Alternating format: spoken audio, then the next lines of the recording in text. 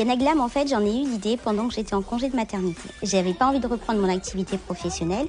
Je voulais vraiment continuer à travailler, mais depuis chez moi, à m'occuper de mon fils. Donc, avec ma commère, on s'est dit, bah tiens, qu'est-ce qu'on pourrait faire? Donc, au départ, on était parti sur le journal pour les lycéens. Sauf qu'on était un petit peu trop vieilles. Du coup, on s'est dit, tiens, et si on se lançait dans la presse magazine, puisqu'à l'époque, il n'y en avait qu'un seul. Et on s'est dit, on ferait un magazine qui nous ressemble.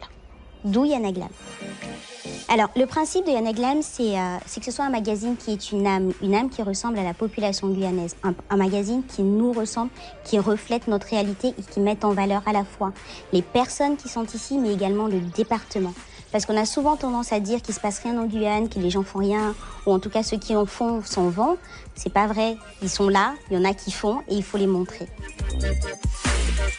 Je suis toute seule à l'intérieur de la société.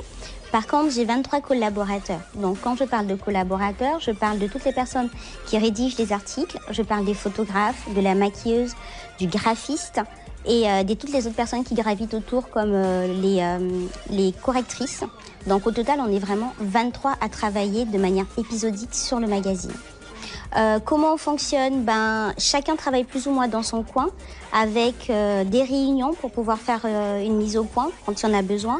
Mais autrement, on est vraiment en mode électron libre. Et puis moi, je sers de coordinatrice entre tous les collaborateurs. Donc pour l'instant, on n'a pas de locaux puisqu'on n'en a pas réellement l'utilité. Parce qu'on ne fait pas de stockage, on n'utilise pas des grosses machines puisqu'on fait l'impression à l'extérieur. Mais certainement que dans un futur plus ou moins proche, on en aura besoin. Alors le magazine, il se vend très bien, les gens en parlent de plus en plus. On a un taux d'invendus qui tourne autour de quelque chose comme, j'ai pas envie de dire de bêtises, mais 5% d'invendus. Donc oui, il se tourne plutôt bien. Voilà. Malheureusement, pour l'instant, je dégaze pas encore assez de bénéfices pour que ce soit ma seule activité. Donc je continue à être assistante sociale à temps plein. Si j'ai un conseil à donner à quelqu'un qui souhaite entreprendre, ce serait vraiment de ne laisser personne en fait lui dire que ses rêves sont trop grands pour être réalisés. Il faut vraiment se donner les moyens d'atteindre ses objectifs et peu importe les difficultés, les réponses négatives, les portes qui se ferment, vraiment rester tenace et s'accrocher à ce vers quoi on tend.